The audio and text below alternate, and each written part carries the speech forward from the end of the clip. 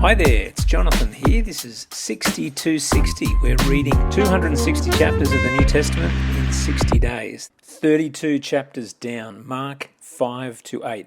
Chapter 5 suddenly has two very lengthy stories. It's worth considering why Mark has given so much time to each of them. Remember, the gospel writers have curated their accounts. There's always a reason why something is the way it is.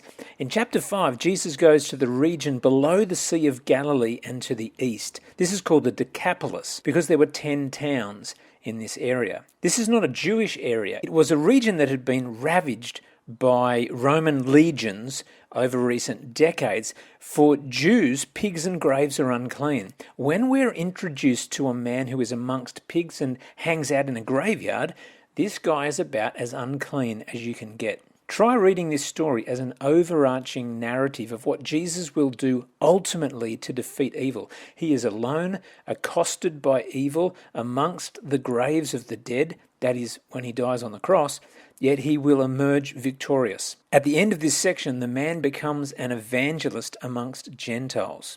Similarly, 5:21-43 is a large section and an important part of Mark's Gospel.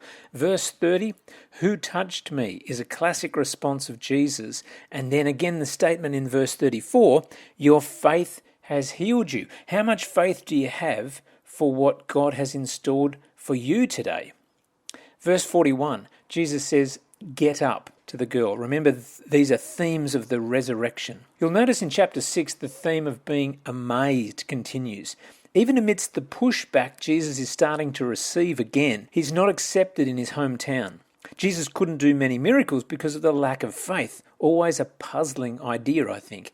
How important is our faith? Here we're told it's Jesus who is amazed in verse 6 at their lack of faith. Jesus sending out the 12 in 6-7 is very significant. Whenever you see Jesus granting authority to the disciples, it's very important for the development of the mission of Jesus. Ultimately, he's going to send his Spirit at Pentecost, and he's going to return to heaven. The church can never fulfill its call of the Great Commission if we don't learn how to be co-workers with Jesus, under his and with his authority to do his works. Mark completes the story of John the Baptist in 6:14 and following.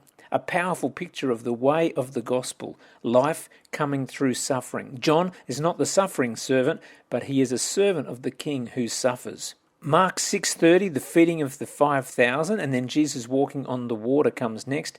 6:37 is a key verse. You give them something to eat. This is a continuation of the training motif for the disciples.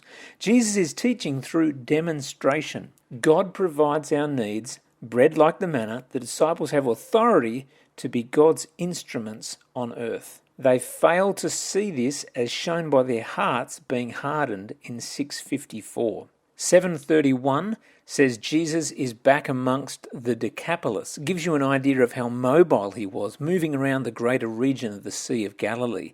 He opens deaf ears. Later in 8:22, he opens blind eyes. Everyone continues to be amazed. At the end of chapter 8, there's a shift towards the cross.